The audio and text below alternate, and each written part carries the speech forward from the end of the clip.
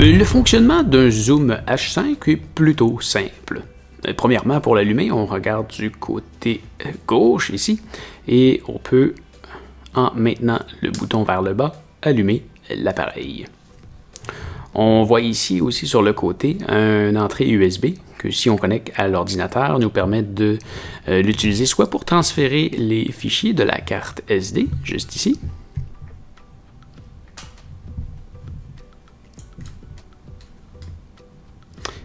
donc on peut utiliser le port USB pour transférer les fichiers de la carte SD à un ordinateur, ou on peut aussi utiliser le Zoom H5 comme console de son.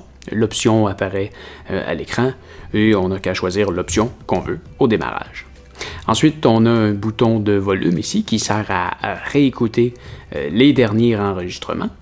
Donc, par exemple, si ou même pour faire le moniteur audio quand on s'enregistre. Donc, on peut brancher des écouteurs juste ici et s'enregistrer pendant qu'on parle.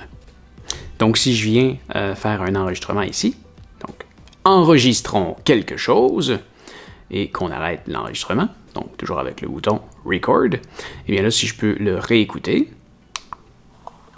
enregistrons quelque chose et qu'on arrête l'enregistrement, et bien le bouton volume ici nous permet d'augmenter et de réduire le volume de ce qui joue sur soit le haut-parleur qui est ici à l'arrière ou sur ce qui joue dans les écouteurs. Donc, s'il n'y a rien de branché, c'est les haut-parleurs qui jouent, et s'il y a quelque chose de branché, ça joue dans les écouteurs.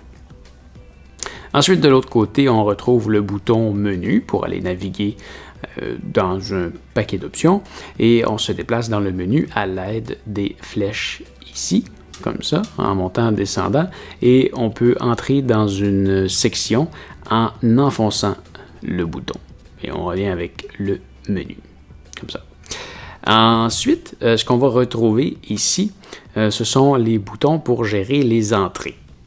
Donc, le L et le R ici sont les microphones qu'on retrouve sur le dessus, qui sont, je le rappelle, une entrée modulaire. Donc, on peut brancher d'autres types de micros, des micros de zoom sur le dessus. C'est un connecteur propriétaire. Donc, on le rebranche. Comme ça. Donc, ça, c'est celui qui vient avec l'appareil. Et on va retrouver aussi une entrée 3.5 mm ou un 1/8 de pouce sur le côté ici, si on veut brancher un petit microphone plutôt que d'utiliser ceux qui sont ici. Ensuite de ça, on va retrouver l'entrée 1 et 2 qui sont ceux-ci, donc les entrées XLR juste en dessous, avec chacun leur contrôle de gain. Juste ici, comme ça. Même principe pour les micros qui sont sur le dessus, on peut augmenter et réduire le gain avec ça. Si tu as des micros qui sont Phantom Power, je t'invite à regarder la vidéo juste ici pour savoir comment les alimenter et de pouvoir contrôler le voltage qui est envoyé au microphone. Ensuite de ça, en dessous, eh bien là, tu as un bouton Play, Stop et avancer, reculer pour réécouter les fichiers que tu as déjà enregistrés. Voilà, c'est quand même très simple à utiliser. Une fois que tu as terminé, moi ce que je fais, c'est que je sors la carte SD, je mets ça dans mon ordinateur et je transfère les fichiers.